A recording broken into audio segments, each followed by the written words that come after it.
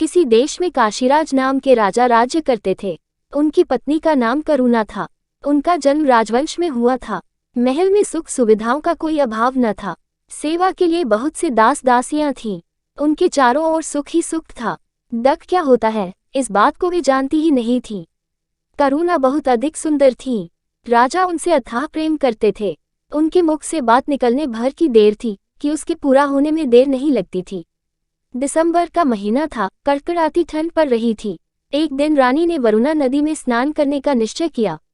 राजा ने आज्ञा दी कि वरुणा की ओर जाने वाले सारे मार्ग रोक दिए जाएं और सभी घाट खाली कर दिए जाएं।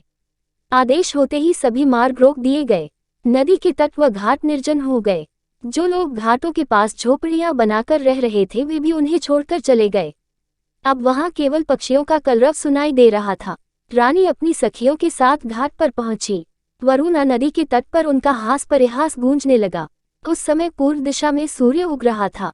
रानी ने अपनी सखियों के साथ नदी की झिलमिल करती धारा में स्नान किया। पानी बहुत ठंडा था। ठंडे पानी में स्नान करने के कारण रानी बुरी तरह ठिठुर गई और थर थर कांपने लगी।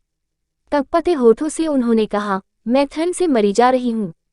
जल्दी आग जलाओ और मेरे प्राण बचाओ। रानी की आज्ञा पाकर सखियां पास के जंगल से लकड़ियां लेने जाने लगी। रानी ने कहा, इतनी दूर कहाँ जा रही हो? देखो, पास ही फूस की झोपड़ियां हैं, इसी में आग लगा दो। किसी तरह इस ठंड से तो छुटकारा मिले। यह सुनकर एक सखी ने कहा, महारानी ऐसा न करें। यह झोपड़ी न जाने किस गरीब की होगी। इसमें न जाने कौन यति सन्यासी रहता होगा। झोपड़ी के जलने से वह निराश्रय हो जाएगा। इस ठंड में वह बेचारा कहाँ जाएगा? दासी की बात सुनकर रानी को क्रोध आ गया। वे चिल्लाकर बोली, दूर हो जाओ। फूस की इस पुरानी झोपड़ी की तुम्हें इतनी चिंता है और मेरी कुछ भी नहीं। मेरी आज्ञा का तुरंत पालन करो। रानी की हठ देखकर सखियों ने झोपड़ी में आग लगा दी। झोपड़ियां धू धू करके जल उठी। आग की लपटें आकाश छूने लगी। नदी के किनारे खड़े पेड़ों पर बैठे हुए पक्षी कोलाहल करते हुए आकाश में उड़ गए।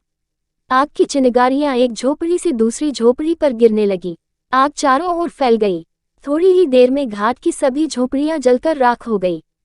ठंड से कांपती रानी को आग की लपटों की गर्मी बहुत अच्छी लगी। आग तापकर रानी अपनी सखियों के साथ हास परिहास करती हुई राजमहल में लौट आई। अगले दिन काशीराज अपनी राजसभा में न्यायासन पर बैठे ही थे कि जिनकी झोपड़ियां रानी ने जलवा दी थी वे राज दरबार में आ पहुंचे। रोते हुए रुंधे गले से उन्होंने राजा से अपनी दुख भरी कहानी सुनाई। अपनी प्रजा की बातें सुनकर राजा का सिर लज्जा से झुक गया। उनका चेहरा क्रोध से तमतमा उठा। वे सभा से उठकर एकदम राजमहल में चले गए।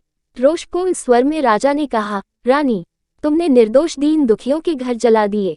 यह तुम्हारा कैसा राजधर्म है? यह सुनते ही रानी रूठकर बोली, उन फूस की पुरानी टूटी फूटी झोपड़ियों को आप घर कह रहे हैं? उनके न रहने से किसी को क्या हानि हो सकती है? और अगर होगी भी तो कितनी? अपनी रानी के एक क्षण के प्रमोद के लिए तो लोग न जाने कितना धन खर्च कर डालते हैं, और आप घास फूस की झोपड़ियों के लिए इतना क्रोध कर रहे हैं।